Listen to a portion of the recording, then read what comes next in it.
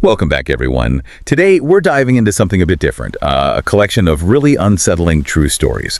These aren't legends or folklore. They come from people who experience something disturbing, something sinister, right there on their own properties in, well, rural America. You picture farmland, these huge open spaces, as peaceful, right? But the stories we have today, three of them, they might just change how you see that quiet life. They can hide some really chilling encounters. And that's a key part of it, isn't it? The isolation, being out there, far from neighbors, far from help.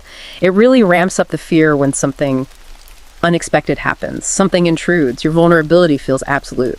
Exactly. So let's start in Iowa, Buckingham, Iowa, August 2018. This story comes from a couple, Cheryl and the narrator.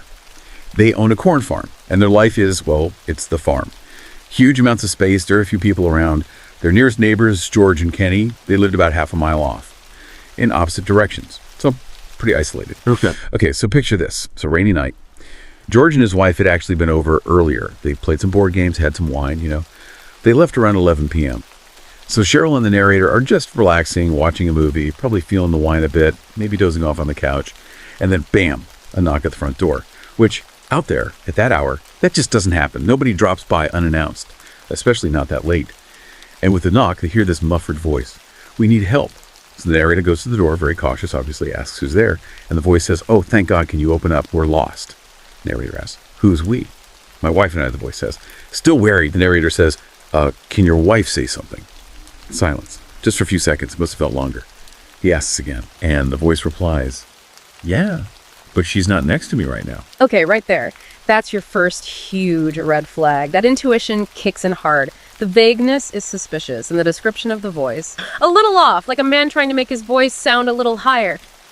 That sounds like someone trying to sound less threatening, maybe. Feigning distress to get the door open. It's a known tactic, sadly. Yeah, exactly. So the narrator, he tries a bluff. He sort of chuckles and calls out, "George, is that you?" And the voice just replies, "Yeah." But the narrator notices it's like a slightly deeper tone this time. For a split second, maybe relief. Could it actually be George playing a prank? But no, he's not opening that door yet. He yells, "Prove it! What's your wife's name?" And then dead silence, followed by a completely different voice, an unfamiliar one, says, "That's a trick question." Chilling. Any hint of relief just vanished. Cheryl's watching all this, and she's already saying, "Call the police, now." He grabs his phone, actually calls George first. George picks up right away, confirms he is definitely not at their door. He's home. Meanwhile, the knocking starts again, more insistent. So the narrator yells through the door, "I have a shotgun waiting for you. You don't leave here now." But the voice outside just says, "Calm as anything. We're just trying to use a phone. That's all we need." Oh, Cheryl's already dialing 911. She knows, like you said, HAP takes a long time to arrive in places like this. And then they hear it, footsteps on their woody deck, the one that wraps around the house. Not just one set, maybe two sets of footsteps. They stop right outside one of the windows. Blinds are closed, thankfully. But then they hear someone trying to lift the window open. Okay, that's escalation. Direct attempt to enter. That was it. Cheryl, still on with 911, just screams, "Leave us alone." The narrator joins in, screaming, "Get out of here or I'll shoot you." Just pure adrenaline. He bolts upstairs to grab his shotgun from the closet. He's only gone for seconds, and then there's more pounding on the door, but this time it is George. He's yelling for them to open up. George bursts in, and he's got his own shotgun. Says he didn't see anyone, no cars, nothing, as he drove up. They all waited together until the police finally arrived. The officer did a quick look around the property, found nothing. His advice: install cameras, something they'd never even considered needing before. But yeah, they still get chills thinking about it. Just that thin wooden door between them and whoever was out there. Just a door. It's terrifying. Right. Okay, so from not the direct confrontation, let's move to something maybe even creepier, where the threat uses the landscape itself, the cornfield, as cover. This next one also happened in the summer of 2018. It's on a grandparent's farm. The narrator, younger person this time, was staying there alone for a few nights. Grandparents were away, paid them to watch the place. So it's the last night they're supposed to be there. They're inside watching TV, and they start hearing these weird noises coming from the cornfield just outside. First thought, maybe a deer, common enough, but then all the cows, every single cow on the farm starts mooing, all at the same time. That's not normal. Not deer behavior. No way. Usually it's one cow, maybe two.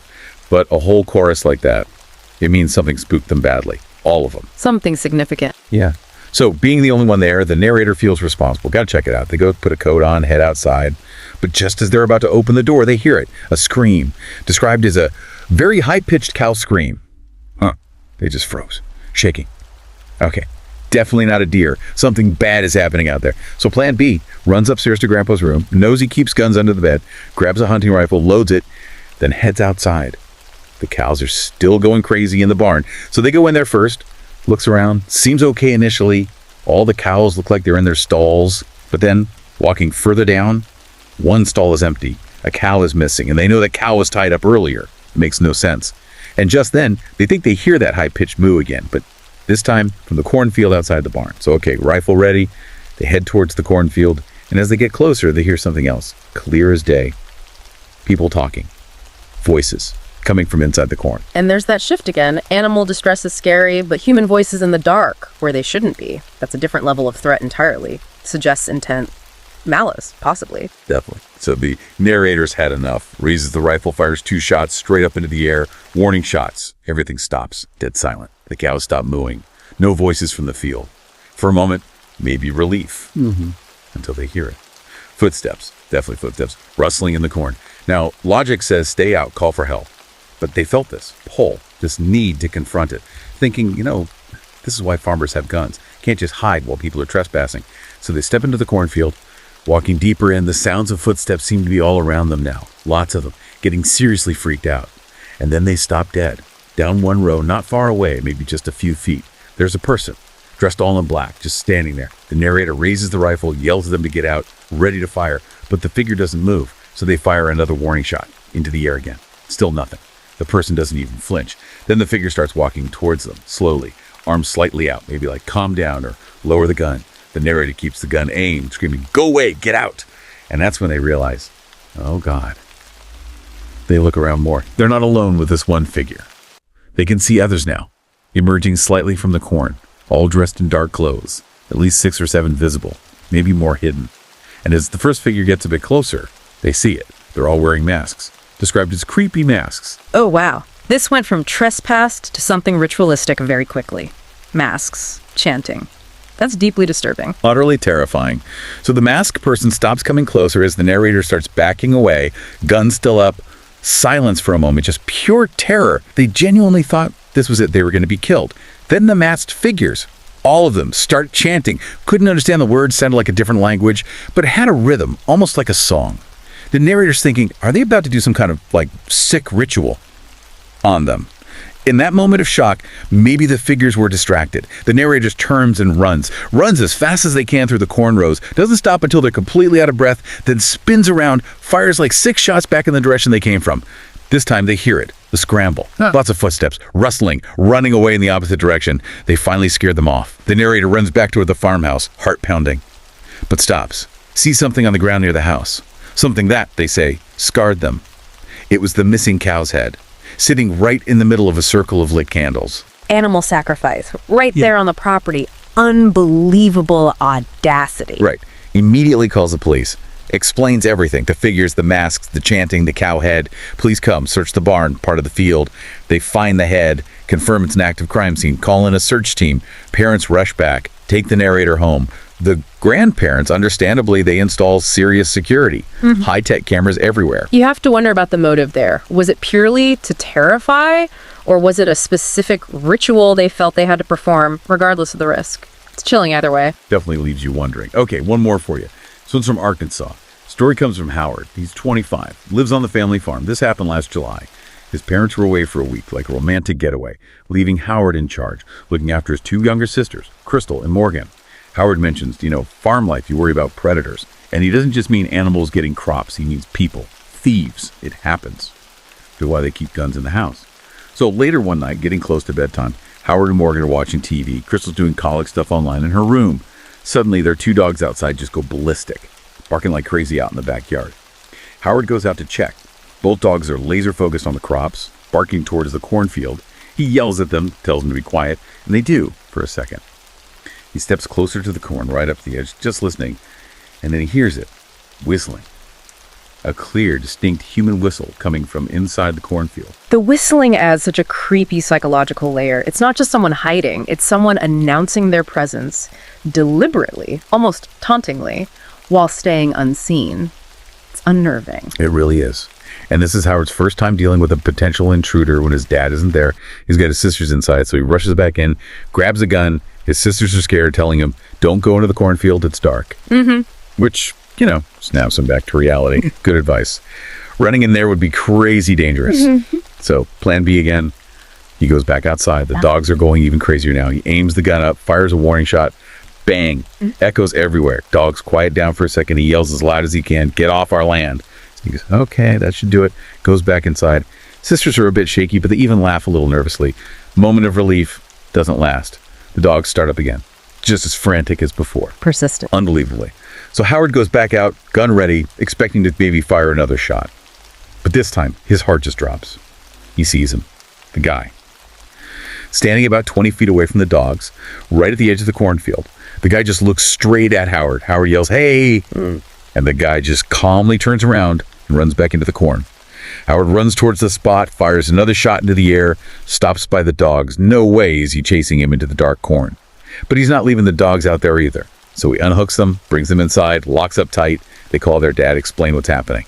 And the dad tells Howard, listen, you're the man of the house now. You have to protect your sisters. If he comes back, fire another warning shot. Maybe closer this time. A lot of pressure on a 25-year-old. Huge pressure. So things quiet down eventually. They all go to their separate rooms, but they're all spooked. The sisters take the dogs with them. Howard keeps the gun in his room. He leaves his window open, a crack, just for air. He's lying in bed, trying to watch a movie, calm down. And he hears it again, whistling, right outside. He jumps up, goes to the window, looks out, and he sees someone just slowly walking across the grass in the yard. Then, it's like the person senses him watching.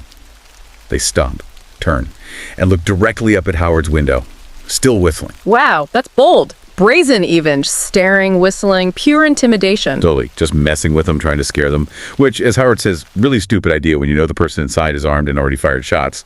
Howard's had enough, grabs the gun again, aims it out the window. This time, he doesn't shoot in the air. He shoots at the grass, deliberately missing, but only a few feet away from the guy. That finally does it. The whistling stops instantly. The guy bolts, runs out of the front of the house, and this time, he didn't come back. You're left wondering, who was it? Why? Was it just some local kids being incredibly stupid and dangerous? Or was it someone genuinely dangerous testing the waters? That uncertainty is terrifying. Exactly. They never found out. Could have been anything.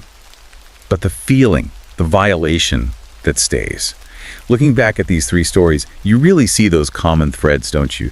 The intense isolation, that feeling of vulnerability when you're so far from help, and just the sheer chilling nerve of the people who invade these private spaces. It really makes you think twice about what might be hiding just beyond the porch light out in the country. Absolutely. And it's a powerful reminder, I think, that often the most frightening things aren't ghosts or monsters. It's the darkness that can exist in other people. Their willingness to exploit that isolation, that quietness, turning someone's sanctuary into a place of absolute terror. They count on help being far away. Well, that brings us to the end of this unsettling deep dive. Thank you for joining us and listening to these chilling accounts. If these stories gripped you like they did us, please do us a favor, like this, share it with someone who appreciates the darker side of true stories, and make sure you subscribe to our channel, Horror Docs. We'll have more tales for you soon. Until next time, please stay safe out there, and maybe double check those locks tonight.